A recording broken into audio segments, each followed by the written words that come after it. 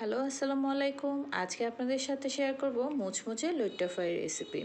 যারা নিয়মিত আমাকে ফলো করেন, আমার রেসিপি দেখেন, আমার পেজের সাথে আছেন, তারা নিশ্চয়ই জানেন লইট্টা ফ্রাই বা লইট্টা মাছ আমার ভীষণ পছন্দের। আর বাজারে লইট্টা মাছ দেখলে রানা তো অবশ্যই আমার জন্য লইট্টা মাছ নিয়ে আসবে। আর আমি অবশ্যই লইট্টাটা ফ্রাই করব এবং আপনাদের সাথে ভিডিও রেকর্ড করব, আগেও করেছি।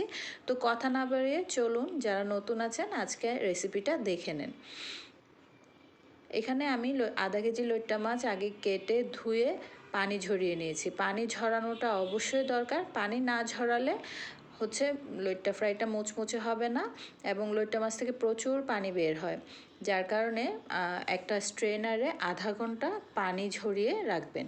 তারপর হচ্ছে ওখানে লইট্টা মাছগুলোতে আদা বাটা, রসুন বাটা, আদা চা চামচ করে দিয়েছি সবগুলো আমি, মরিচ গুঁড়া, জিরার গুঁড়া, ধনিয়ার গুঁড়া এবং লবণ সবগুলো দিয়ে ভালোভাবে মিশিয়ে আমি 10 মিনিট মতো ম্যারিনেট করেছি।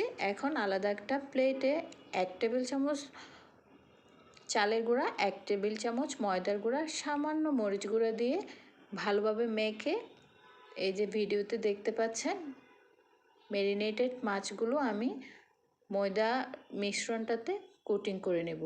ঠিক যেমন KFC চিকেন ফ্রাইয়ের রেসিপি আমরা করি, ওই রেসিপি অনুসারে লইট্টা মাছটাকে আমরা ভালো মতো ময়দা আর চালের গুঁড়ার মিশ্রণটার মধ্যে কোটিং করে নিয়ে গরম তেলে এইভাবে আস্তে আস্তে ভাজার জন্য দিয়ে দেব। লইট্টা মাছ তো আমার ভীষণ পছন্দের। লইট্টা মাছ যেমন ভাবে রান্না করা হোক না কেন আমার খেতে ভীষণ ভালো লাগে। কাঁচা মরিচ দিয়ে ঝোল ঝোল করে রান্না করলেও ভালো লাগে, আবার এভাবে মুচমুচে ভাজাটাও বেশ পছন্দের। আমার বাচ্চারা আবার এটা বেশি পছন্দ করে। ওরা তো স্ন্যাক্স হিসেবেও এটা খেয়ে ফেলে। এটা ভাজলে হচ্ছে একটু বেশি করে ভাজা লাগে আমার বাসায়। আমি একদিকে ভাজি আর ওরা প্লেট থেকে তুলে নিয়ে নিয়ে খায়, এমন অবস্থা আর কি।